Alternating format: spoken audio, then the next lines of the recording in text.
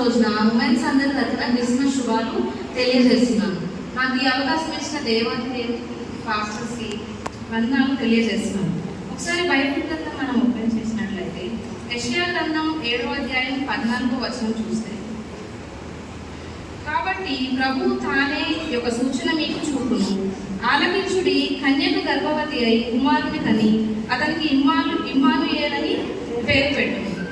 ఈ యొక్క ప్రవచనము యెషయా ప్రవక్త ద్వారా 700 సంవత్సరాల క్రితము ఈ ప్రవచనాన్ని ఇవ్వడం జరిగింది. అయితే ప్రభు అయిన యేసు పరమ తండ్రి మనకి తన కుమార్ని లోకానికి పంపించడం ద్వారా ఈ సమస్త మానవాళికి శుభవచనాన్ని తెలియజేశారు. 700 సంవత్సరాల తర్వాత ఈ ప్రవచనాన్ని నెరవేరడం మనం చూస్తాం. పాత నిబంధనలో అంత ప్రవచనాలను మనం చూస్తే నూతన నిబంధనలో వాటి నెరవేర్పుని మనం చూస్తాం.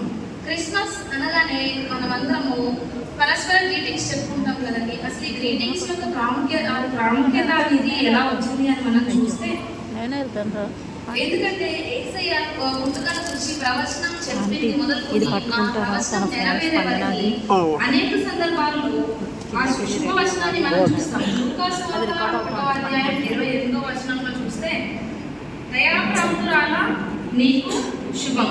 అదేవిధంగా 1వ అధ్యాయం 44వ వచనంలో చూస్తే, ఇదిగో నీ శుభవచనము నా చెవిన పడగానే నా గర్భంలోని శిశువు ఆనందంతో గంతులు వేసింది. అదేవిధంగా లూకాసు వార్త 2వ అధ్యాయం 10వ వచనంలో చూస్తే, ఇదిగో ప్రజలందరికీ కలుగబోవు మహా సంతోషకరమైన సువర్తమానం నేను మీకు తెలియజేయుచున్నాను. ఈ విధంగా అనేక సందర్భాలలో మనం శుభవచనాన్ని చూస్తాం. కాబట్టి క్రిస్మస్ అనగానే ఆ గ్రీటింగ్స్ యొక్క శుభాలకి ప్రాముఖ్యత అనేది బైబిల్ గ్రంథంలో నుండే మనకి వచ్చింది. ఈ ఉమెన్స్ క్రిస్మస్ రోజున ఒక ప్రాముఖ్యమైన స్త్రీని గురించి మనం చూద్దాం, తల్లి అయిన మరియ. లూకాసు వార్త 1వ అధ్యాయం 26వ వచనం ప్రకారం ఒకసారి మనం చూస్తే, లూకాసు వార్త 1వ అధ్యాయం 26వ వచనంలో, 6వ నెలలో గాబ్రియేలు దేవదూత గలిలయలోని నజరేతు ఊరిలో దావీదు వంశస్థుడైన యోసేపు అనే ఒక పురుషునికి ప్రదానం చేయబడిన కన్యక యొద్దకు దేవుని చేత పంపబడెను. ఆ కన్యక పేరు మరియా. ఈ 26వ వచనం ప్రకారం చూస్తే, మరియది తల్లి అయిన మరియది గలిలయలోని నజరేతు అనే ఊరు. అదేవిధంగా యోసేపునకు ప్రదానం చేయబడిన ఒక స్త్రీగా మనం చూస్తాం. అదేవిధంగా 2వ అధ్యాయం 24వ వచనంలో ఒకసారి మనం చూసినట్లయితే, ప్రతి తొలిచూలు మగపిల్లను ప్రభువునకు ప్రతిష్ఠ చేయబడింది. ధర్మశాస్త్రం ప్రకారం మగపిల్లల్ని ప్రతిష్ఠ చేయడం మనం చూస్తాం. అదేవిధంగా బాలుడైన యేసయ్యను ఇక్కడ 8వ దినమున ప్రతిష్ఠ చేయడానికి తీసుకువెళతారు. తల్లి అయిన మరియను యోసేపు తీసుకెళ్ళినప్పుడు 2 పావురపు పిల్లల్ని ప్రతిష్ఠ బలి అర్పించినట్టు మనం చూస్తాం. అదే గొప్పవారైతే పొట్టేళ్లను గొర్రెలను అర్పించేవారు. కానీ ఇక్కడ మరియా మరియు యోసేపు 2 పావురపు పిల్లల్ని బలిగా అర్పించాలని మనం చూస్తాం. దీన్ని బట్టి గమనించినట్లయితే మరియా ఒక సామాన్యమైన కుటుంబానికి చెందిన స్త్రీగా మనం పరిగణించవచ్చు. అయితే పరమ తండ్రి తనని ఒక మహా గొప్ప కార్యానికి తనని చూస్ చేసుకోవడంలో, ఎన్నుకోవడంలో అనేక కారణాలు ఉండవచ్చు. ఆమె హంబుల్నెస్ అవ్వచ్చు, ఆమె తగ్గింపు స్వభావం, ఆమె ప్రవక్తన అవ్వచ్చు, ఆమె పవిత్రత అవ్వచ్చు, అనేక కారణాలు ఉండొచ్చు. కానీ ఇక్కడ మనం గమనించాల్సింది ఏంటి అంటే, పరమ తండ్రి ఒక సామాన్యమైన స్త్రీని ఎన్నుకొని ఒక మహా గొప్ప కార్యాన్ని చేయడానికి ఆమెని ఎన్నుకున్నారు. God chooses ordinary people to do extraordinary things. ఇది మనం గమనించాలి. పాత నిబంధన నుంచి మనం చూస్తే అనేక మందిని సామాన్యమైన ప్రజలు, మోషే ప్రవక్త గారు అవ్వచ్చు, దావీదు మహారాజు గారు అవ్వచ్చు, నూతన నిబంధనలో ఉన్న 12 మంది శిష్యులను అవ్వచ్చు, సామాన్యమైన వారిని ఎన్నుకొని పరమ తండ్రి తన మహా గొప్ప కార్యాలను చేయడానికి ఎన్నుకుంటారు. కాబట్టి ఈరోజు మనం కూడా అటువంటి స్థితిలో, ఎటువంటి స్థితిలో ఉన్నాం, మనం మన డిసబిలిటీస్ని, మన అసమర్థతని చూసి మనం కృంగిపోవచ్చు చాలాసార్లు. కానీ పరమ తండ్రి మన హృదయాన్ని చూస్తారు. అదేవిధంగా ఒకసారి నిర్గమకాండం 4వ అధ్యాయంలో చూస్తే, 4వ అధ్యాయం 1వ వచనం,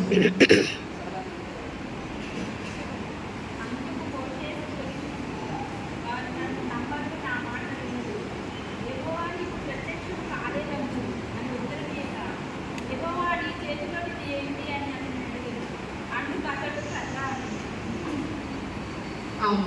మోషే ప్రవక్త గారిని పర్వతాన్ని మొదటగా ఎన్నుకున్నప్పుడు ఆయన 2 సార్లు చంపుతారు. కానీ తర్వాత ఆయన దేవుడి మాటకి లోబడతారు. తన మాట వినరు. దేవుడు తన ప్రజల్ని రక్షించడానికి ఆయన ఎన్నుకున్నప్పుడు వారు నన్ను నమ్మరు అని, నా మాట వినరు అని చెప్పి మొదట చంపుతాడు. కానీ తర్వాత దేవుడి మాటకి లోబడతాడు. అదేవిధంగా తల్లి అయిన మరియ కూడా మొదట భయపడతారు.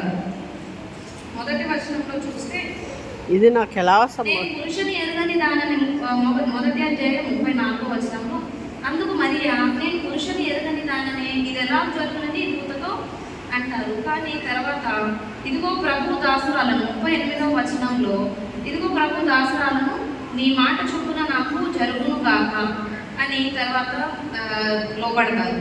అదేవిధంగా 12 మంది శిష్యులు వచ్చు ఫిషర్స్ ని దేవుడు ఎన్నుకున్నప్పుడు తర్వాత వాళ్ళకి ఫిషర్స్ ఆఫ్ మెన్, మనుషులను పట్టు జాగ్రత్తగా చేస్తారు అన్నప్పుడు వారు కూడా దేవుడిని వెంబడిస్తారు. అదేవిధంగా మన తలంపులు ఆయన తలంపుల వంటివి కావు, మన త్రోవలు ఆయన త్రోవల వంటివి కావు. మోషే ప్రవక్త గారు తన డిజబిలిటీ, తన అసమర్థతని బట్టి మొదట ఆయన చంపుతాడు.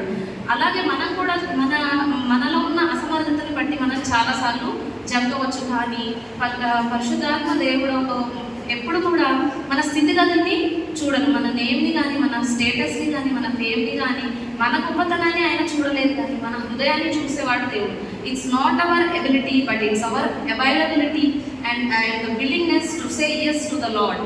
అయితే మనం ఏ స్థితిలో ఉన్నాము, మన స్థితిగతుల్ని చూసుకుంటూ మనం కృంగిపోవచ్చున్నామా, లేదంటే దేవుడు మనల్ని ఎన్నుకోవడానికి సిద్ధంగా ఉన్నప్పుడు మనం ఆయనకి అవును అని చెప్పడానికి మనం విశ్వాసంతో ముందుకు వెళ్ళడానికి సిద్ధంగా ఉన్నామా లేదా అనేది గమనించుకోవాలి. మన జీవితంలో మనం అనేక ప్రణాళికల్ని సిద్ధం చేసుకుంటూ ఉంటాం, అనేక ప్లాన్స్ని మనం వేసుకుంటాం. కానీ యెహోవా యొక్క తీర్మానమే స్థిరం అని బైబిల్ గ్రంథంలో మనం చూస్తాము. సామెతల గ్రంథం 16వ అధ్యాయం 9వ వచనం ప్రకారం. కాబట్టి ఒక సామాన్యమైన స్త్రీని దేవుడు ఎన్నుకున్నారు. అయితే ఆమె పట్ల ఒక మహిమకరమైన ఒక ప్రణాళికని కలిగి జీవించారు. అదేవిధంగా స్త్రీలలో ఆశీర్వదింపబడిన స్త్రీగా మనం చూస్తాము.